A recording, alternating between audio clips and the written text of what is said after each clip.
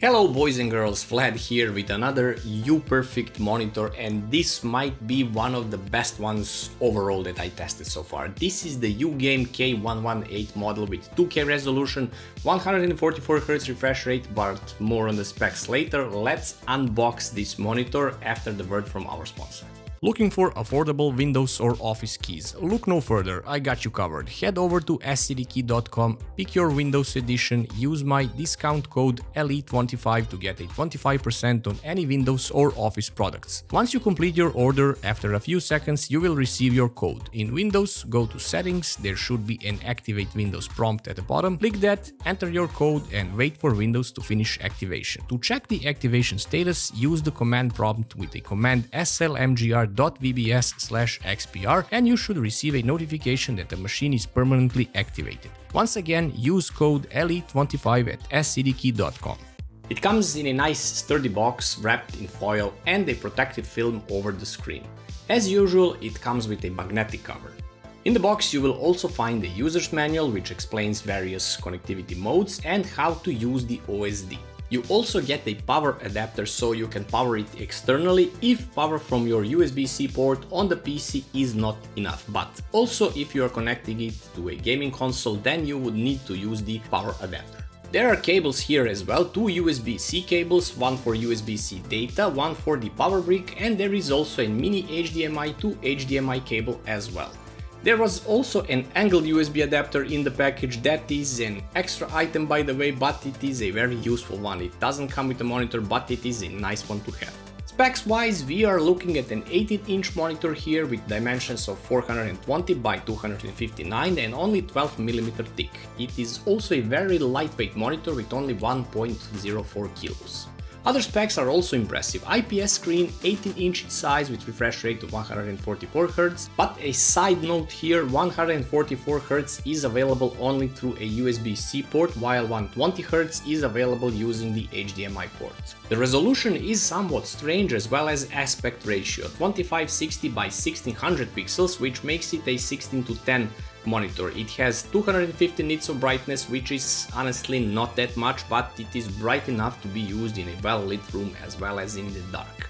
1000:1 contrast ratio, and it covers 100% of DCI bit3 spectrum, which makes it a great choice not only for gamers but productivity as well.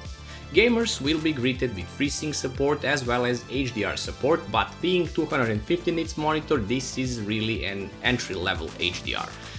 If that is you want to test, but I would not rely on it at all. By the way, this is the correct way how to position it. You take the cover off and fold this little piece and put the monitor in the groove. This will also hold it in place so it won't slip at all. And thus you have this triangular sort of shape holding the monitor firmly in its place, like here on the desk. Physical connectors include a volume rocker but also a menu button once pressed. Going through the menus is done with up and down movement of the rocker. There is also a mini HDMI port here, two USB-C ports and a 3.5mm headphone jack as well. The connection ports are on its left side, while on the right side there is nothing except a little speaker slit, which is also present on the other side as well, since it has stereo speakers, 1 watt each. Nothing impressive, but they can help in situations where you need the sound but you have no external sound source. They are actually pretty loud if set at max, but distortion can be noticed in that case. Somewhere around 50 to 60% they sound the loudest and clearest. On the back of the monitor there is also a VESA mount, 75 by 75mm standard, in case you want to mount it on a stand. Let me walk you through the on-screen menu and I'll tell you what I think about it primarily for gaming. First menu is the classic picture menu where you can set brightness and contrast, but also you can pick through a set of predefined picture scenarios in the Eco sub-menu, and these include the standard, game, movie, photo, vivid and user mode. You can notice that picture colors are changing with each of the modes set. DCR option stands for dynamic contrast ratio and it adjusts the picture according to what is on the screen itself. Most of the time this will just darken the screen and just will annoy you, so I recommend you turn this off anyway. Sharpness is obviously sharpness and is available in 4 levels.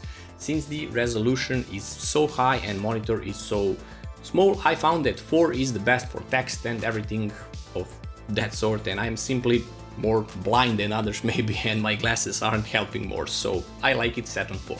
The next menu is the color menu, in which you can set the color temperature, hue, saturation, but you can also turn on the blue light feature, which helps in night situations to relieve eye strain. And here you can also turn on or off the FreeSync option. In the PCM option you can set the desired working color space, which includes the sRGB, Adobe color space, and the user set or native color space set at the factory. Pretty much native looks the best and requires no calibration on user's side.